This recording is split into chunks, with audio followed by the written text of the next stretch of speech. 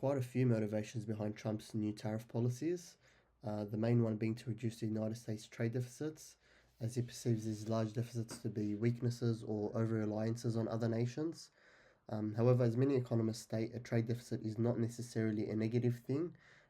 It points to or reflects a strong economy where there is high demand for foreign goods, and in such cases, there is high foreign investment, which will flow back to the US due to the strong economy.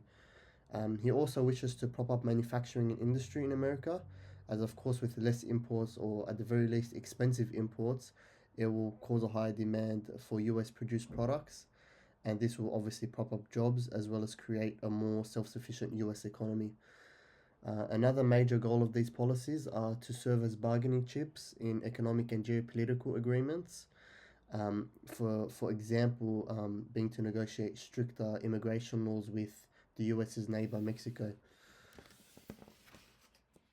As we know, the US dollar is utilized widely in world trade as the quote unquote global currency, so to speak, with it being established as the world trade currency mainly due to America's economic superiority historically regarding the size, the trade volume, and the stability of the US economy over time. With the United States still today possessing a stable government, one of the largest economies in the world, and large industries in tech and finance, for example, which attract large amounts of foreign investment. The United States also benefits from the use of the global currency in many ways, mostly revolving around the high demand for it. Because there's always a high demand for it, countries are willing to trade with the United States to get US dollars. It also means that because demand for US dollars and treasury bonds are high, it allows the US government to borrow at lower costs. It also means that the government is not in a position where they have to borrow or sell assets to acquire US dollars, meaning that they get the full value of their dollars as they don't need to incur the cost of borrowing or taxation, etc. The impact of these tariffs on the US dollar will likely be that the value will slightly increase short term because the US will be importing less and therefore there will be less demand for foreign currencies. Um, However, in the long term, foreign countries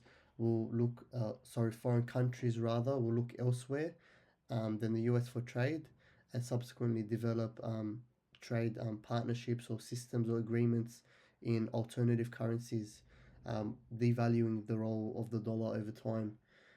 Therefore, these policies can be compared to Nixon's abolishment of the gold standard in 71, in that they both result in the dollar depreciating in value in the global market, which causes imports to become pricier and exports to cheapen, which therefore both in the end result in reducing trade deficits. So coming to the question why US government took this decision, even though it advocated free trade free trade policy for years and so many years, I think there are four main reasons in my opinion. First, so when these tariffs are paid, they create fresh revenue for the treasury, for the government, and they don't have to sell any new bonds or any other securities. It's just pure revenue. Second, US faces a budget deficit of roughly 1.9 trillion. And on top of that, there's a national debt of around 36 trillion. This, the new tariffs, this yield can help cover this gap. Third, sectors like steel, aluminum, automobile, semiconductors, they have seen a lot of global competition from China and other cheap manufacturing hubs. This will give manufacturers in the United States some breathing room and also force the international manufacturers to create their factories in the United States and create jobs. Fourth, by imposing these reciprocal tariffs, the US government gains leverage against other countries to negotiate as much as they want according to their own. This gives them a leverage. Any country seeking relief from these tariffs or other trade restrictions, they must come to Washington's terms.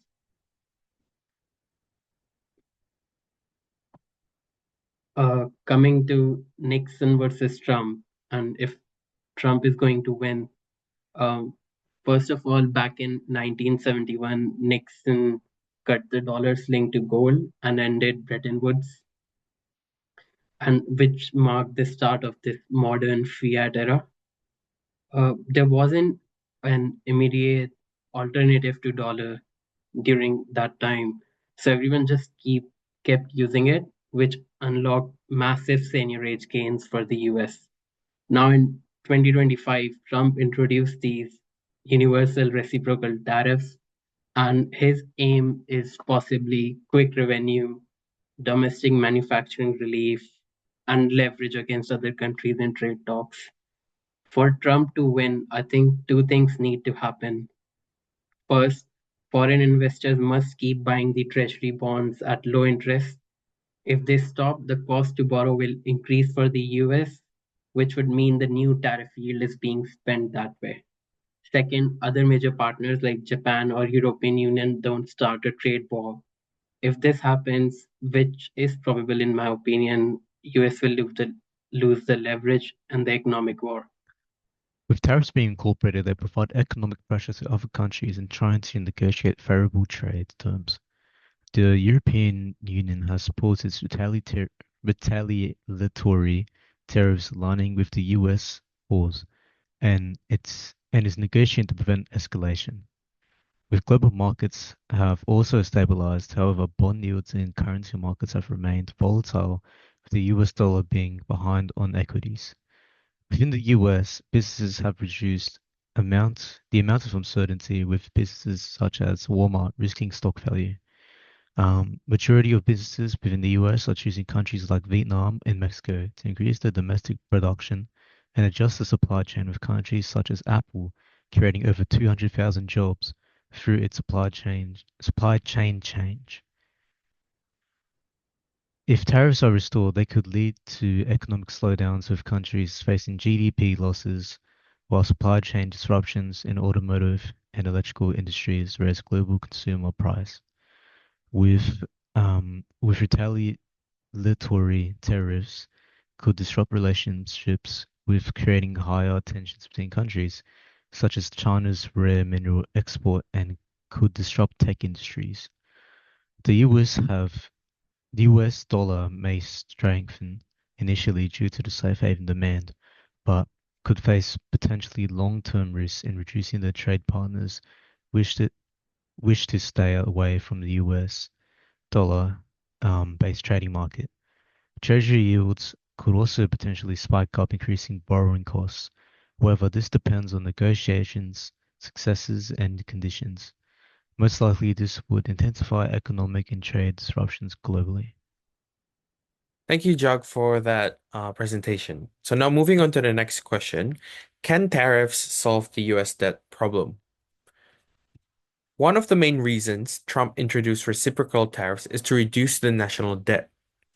Right now, the US debt is around $36.2 trillion, dollars, and the budget deficit is about $2 trillion dollars this year alone. The argument is that by taxing imports, the government can collect more revenue without raising taxes on Americans. But in practice, it's not that simple. Even with a 20% tariff on all imports, the expected revenue may be around $600 billion, dollars, and that is only a fraction of what's needed. Plus, that's a best case scenario or estimate. In reality, tariffs tend to shrink trade volume, raise consumer prices, and slow down economic growth. That means less spending, lower business profits, and ironically, less tax revenue. So while tariffs might bring in some short-term cash, they won't make serious dent in the debt and could actually make things worse in the long run. And now moving on to the next question. Could this trigger a crisis or an US dollar dominance? Now, beyond debt, there's a much bigger question. What happens to the US dollar as the world's reserve currency if this keeps going? Right now, the US dollar accounts for around 60% of global foreign exchange reserves. Now, that dominance gives the US a lot of power. It can run deficits, print more money, and yet still be trusted. But that trust is fragile. And if other countries start to see the US as unpredictable or as abusing its currency position, they may shift away, which we can already see happening. At the moment, you can see, for example, the BRICS bloc. They are discussing a joint currency, and China is also promoting its digital yuan in trade agreements. Now, if major economies begin dumping US dollars, America could face higher interest rates, a weaker dollar, and a major loss of economic influence. It could also spark global market instability, especially in countries that rely heavily on US dollars for trade and debt. In short, if the dollar loses its special role, it could shake the entire financial system. So, to wrap this up, is America winning this game? So, in conclusion, it's clear that Trump's policy is risky, but it's also not the first time the US has shaken the global financial system to its advantage. We saw it in 1971 when Nixon ended the gold standard and shifted the world into fiat currency. That move worked because the world kept trusting the US. But 2025 is a little bit different. The global economy is more connected and countries now have more alternatives. The US might gain some short-term leverage, but in the long run, this could backfire. If trust in the US fades, America may lose one of its greatest economic weapons. So is America winning? Maybe for now. But whether the world continues to play along will decide what happens next. If global markets stop believing in the rules set by the United States, then we could see a shift as big as Bretton Woods or Nixon's 1971 shocks. Thank you.